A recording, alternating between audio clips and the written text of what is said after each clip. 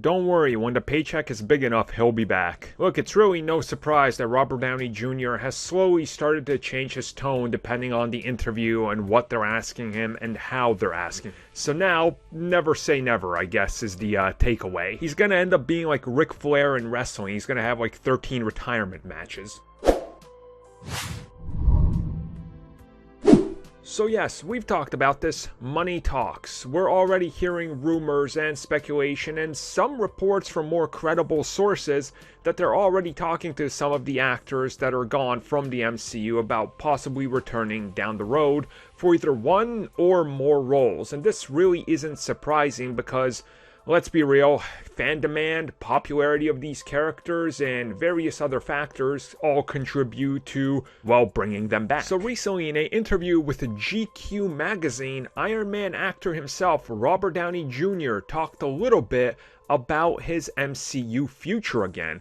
And the last time he talked about it, he was like, no, I'm done with that. You know, I'm good. I've had my time. I have no interest in getting back to that. But his new quote to GQ is, and I quote, "Aligned for now. Real world to save, but never say never." End quote. So here's the thing. Of course it's never say never.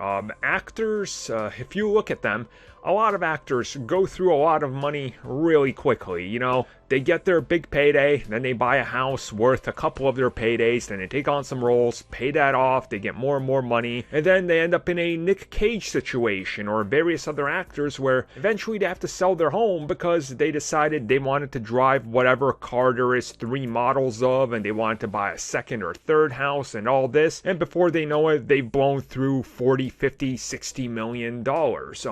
It's just something that happens in Hollywood because that's really the way the business goes. They still have to pay taxes and everything. It's a complex, system here, let's put it that way. So it's really not surprising he's now saying never say never, because when they come a-knocking and go, hey, we have a good idea for you, maybe it's an Iron Man 4, or maybe it's appearing in one of the upcoming series in the next couple years, or it's that Secret Wars. When they say, do you want, $15 million and 5% off the back end? He'll make, $60, $70 million for one film, and 3 months worth of work of his life after he hasn't got another successful franchise after Iron Man? It makes sense, right? I mean, it just makes sense. I don't think they're gonna waste it, but in due time, I think you see plenty of these characters return, whether it's a cameo or some sort of a multiverse thing or something. Eventually, you get back to it, you get the actors back, even if it's for a small amount of time,